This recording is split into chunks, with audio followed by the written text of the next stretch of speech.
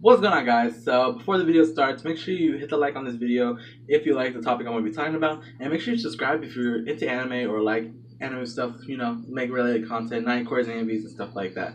That's all I gotta say, so enjoy the video.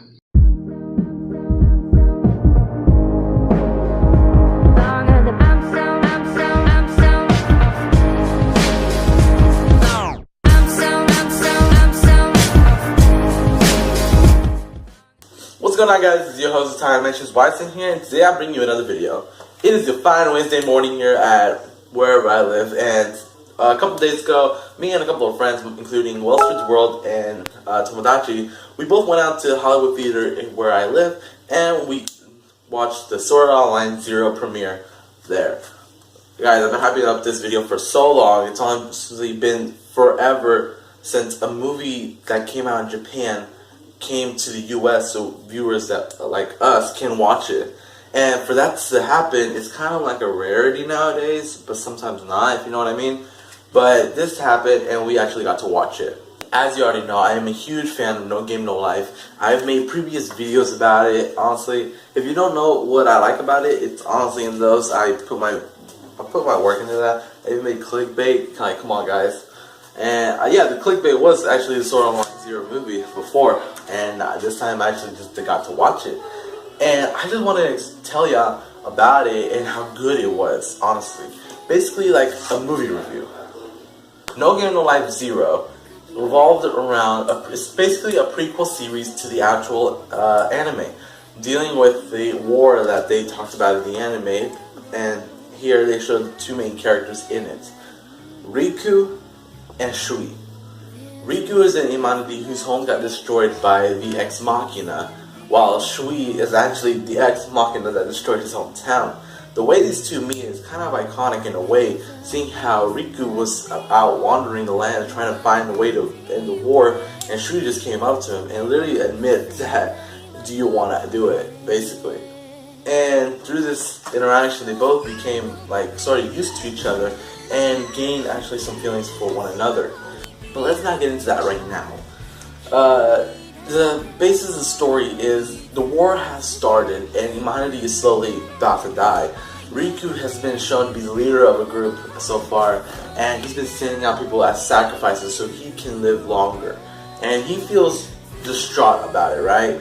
It's so sad how his emotions play out. And right in the very first few minutes, guys, he sacrificed the father of a daughter, which she later just plainly says to her, he's dead.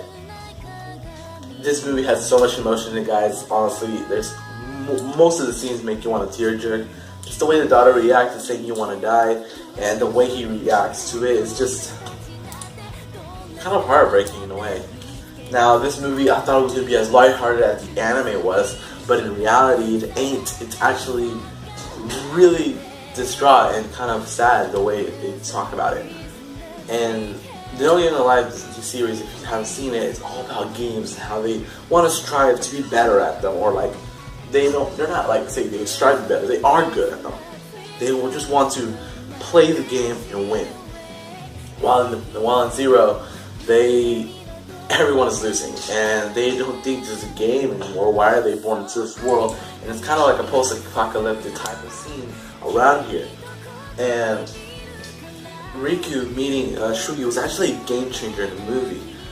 Because he met Shui, he thought there was more to live for life, and came up with ways to devise new ways so they can actually fight against the other races, the other 16, like the werebeasts, the elves, the dwarves, all of them.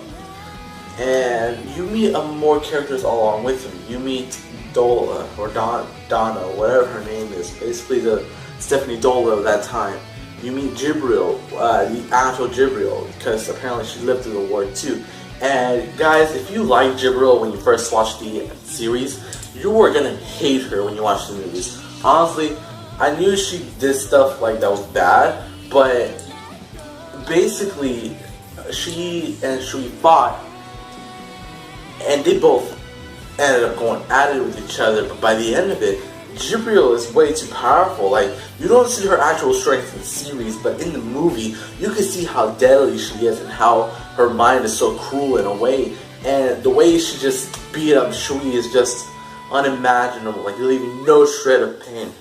The only thing left was the ring that Riku gave to Shui when he proposed, and that's just intense. Because apparently, being an Ex Machina, you have sources to like the cluster, and since the cluster just owned her, meaning she had no backup, and she was the type of Ex Machina that are the lowest of the class, and she doesn't have that much fighting ability. She's mostly an analysis type of machine, if you want to consider it that way. And being disconnected from the cluster is just a bad thing to be, because she showed human emotion for one thing, and was confused about if the Ex Machina were doing the right thing. Basically, this movie was kind of sad. This movie was Madhouse, they are a great studio to animate stuff. They also made One Punch Man. If you don't already know about them, they're a good studio. They did the original No Game No Life episodes, so that's one thing. But seeing how they made the movie so perfect with the animation, the art style, the skills, the amount of emotion put into each scene, this movie was worth a watch. And usually here in where I live, movies like in the theater I went to usually cost about $6 or $7, right? Along with all the snacks and stuff. So we became prepared for that. What we didn't know is that since there's like a promotional type of video or movie, they charged us like 2 times that. So we paid like $14 each, and basically $40 spent just on tickets for 3 of us. So guys, if you want to watch the movie, just figure out a way, because I honestly don't know any other way. I found a website, but when I actually tried it out, it's only recorded from a camera. That's not really good quality. But yeah, guys, if you want to go see the No Game No Life Zero, if you want to see the camera recorded one, I'll put the link down in the description, or you can click on the title card right there. It's all in your choice, guys. But yeah, this has been my movie review and a lot of spoilers. So if you don't want to see it, that's okay. If you're not a No Game No Life fan, try the movie out. Like I say, it's a prequel. It won't really give away any spoilers from the series, so if you're new to that, go ahead. It's honestly just a great experience to watch. Just the way the characters amount that much emotion that wasn't in the series. It was kind of just refreshing in a way. But I'll see you later, guys. I'll check you out in the next video I post out, which will probably be a singing type of video, like my Nightcore, or not Nightcore, but I think it was Nightcore. Oh well, you get the point with the No Game, not the No Game No Life. The Noragami series is down, the link down in the description, or click on the title card right now. But anyway, guys, I'll catch you in the next one. So, peace.